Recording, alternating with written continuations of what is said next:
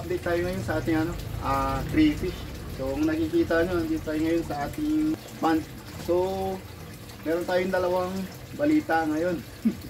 So bali ngayon lang pala ako nakauwi dito sa bahay namin. So patagal-tagal din, siguro mga 2 weeks. Kaya ngayon lang din ako makakagawa ng update sa ating crayfish. So bali meron tayong dalawang balita. Ang una, good news. Ayan, so maganda, good news. Pangalawa, bad news. So ayan, so bago ko umpisahan yung ating balita, yung mga hindi pa nakasubscribe sa ating channel, so pasubscribe na lang po para at least ganahan pa pagka maraming nanonood. So eto na, stay tuned lang mga tito. So ito yung ating mga crayfish. As usual, nakatago pa rin sila ngayon kasi syempre may tao. So kahit ako yung amo, tatago yung mga yan. Ito na po yung ating napakalinis, napakaganda at maganda yung nila, aerator, saka yung tawag dyan, yung ating filter. So kaya ganyan, malinaw po yung ating tubig. Gagawin ulit natin ng inventory kasi check natin. Ang unang natin balita is good news. And so yan, tama, good news. So ang good news natin is meron ng itlog. Meron ng anak yung ating crayfish. Ayan, tama po yung narinig ninyo. Meron na pong mga anak yung ating crayfish. So ang problema nga lang dyan, hindi natin alam kung ilang piraso. So kung makikita nyo, pero parang wala. Parang hindi natin sila makita kasi sobrang lilit pa. Ganito pa lang. Hindi natin na-expect na mayroong mag-iitlog or may mga anak. So eto na agad. Dito na tayo agad sa ating bad news. Ating pangalawang balita. So ang bad news natin is hindi natin napansin, so hindi natin alam na may itlog. So hindi din natin alam kung ilan yung krillings na nilabas niya. So ang nangyari, ubos. Ubos yung ating mga krillings. So may mangilan-ilan naman na nakikita ako sa ating krillings, kaso parang tagilid lugi. Hindi natin nakita, hindi natin nabantayan kasi nga medyo busy tayo nakaraang buwan kasi nagpapintura ako ng sasakyan, so hindi ako nakauwi. So eto, papakita ko sa inyo yung ating mga crayfish. Ayan, so kung mapapansin nyo, ito yung aking filter na ginawa. Ayan, sobrang dumi na pero maganda ang filtration yan. Ayan. So ayan, napakalinis po ng ating tubig. So hindi po siya nagkakaroon ng mga dumi-dumi kasi talagang nafi-filter po. Ito. Ayan.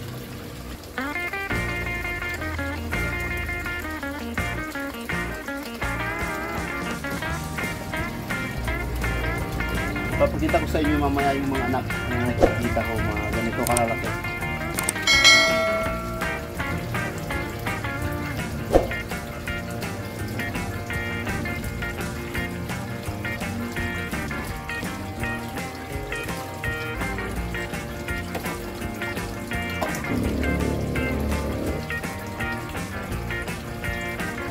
So tanggal na natin lahat. Medyo lumabo. O hintayin na lang natin medyo luminaw kasi may filter naman tayo, siguro mga 30 minutes to 1 hour. Habang lumilinaw yung tubig ng ating pond, nakita ko sobrang dami pala. Yung na-expect ko na 10 pirasong mga krillings, marami. Habang lumilinaw mas dumadami sila, so ang gagawin ko na lang po today, gawin na lang natin is ililipat na lang natin sila dito sa kabila para mabuhay pa sila kasi kung hindi natin gagawin yun, mauubos talaga sila. So hindi na ako papayag na kainin pa sila kasi talagang kinain to ng mga, kasi habang pinapanood ko sila, hinihintay kong luminaw, hinahabol sila. Kaya ilipat na lang muna natin.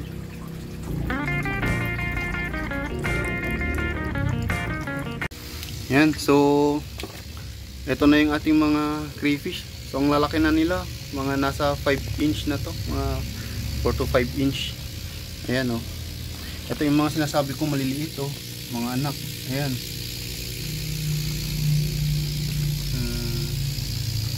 Madami. Ayun pa oh. Ayan. So kailangan na talaga silang ilipat bago sila makain lahat ng mga malalaki. Kasi sayang naman. Madami sila eh. Ayan, so nahuli ko na lahat yung mga maliliit. Ayan oh. Ang dami pa rin. Mga nasa 15 yata to. Ayan, so i-acclimate muna natin sila dito sa bago nilang tahanan. Ayan. Lagay muna natin sila dyan habang binibilang natin yung mga natira. So ito na lang yung ating mga breeder. So nakakalungkot pero merong mga nabawas siguro dahil umaakyat sila. Bilangin natin kasi 17 tong breeder ko eh. So 1, 2, 3, 4, 5, 6, 7, 8, 9, 10, 11, 12, 13. So 13 na lang yung breeder natin. So parang nawala yung mga malalaki. Meron pang isa. Ayun, maliit. Katago. Kunin ko. Sayang.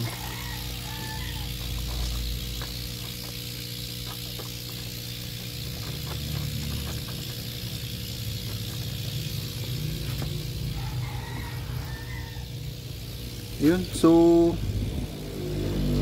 13 lang, nabawasan tayo ng 4. Siguro tumalon yung mga yun. May itlog tong isa. May itlog to. Let me see. Ayun no. Meron siyang itlog. Buti na lang nag-inventory tayo mga tito. So ang gagawin natin dyan is ililipat siya. Ililipat natin kasi meron siyang anak. Ayun no. Meron siyang anak mga tito. Ayun no, ang dami. So gamit tayo ng tabo para mailipat natin siya. Hindi ka pwede dyan kasi manganganak ka na. Ayun no, krillings na sa wakas. So i-acclimate natin yan, lilipat natin siya ng bahay.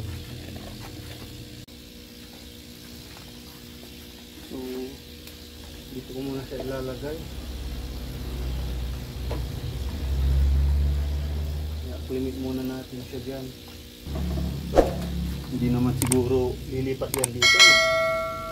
Naalala ko lang kasi baka lumipat. Ayan, may nahilo yata isa pero buhay. So habang ano dito muna siya kasama tong maliliit.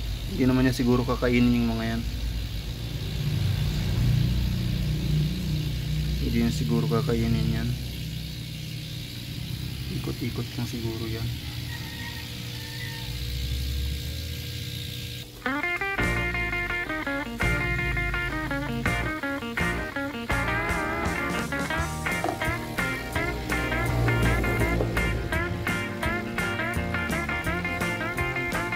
Nalipat na natin lahat yung mga anak,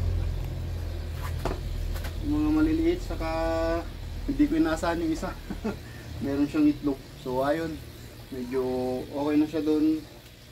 So sa susunod na update ulit natin mga tito, share ko ulit kung kailan siya magpipisa yung mga itlog niya or kailan niya bibitawan. Kasi ano na siya, krillings na, hindi na itlog.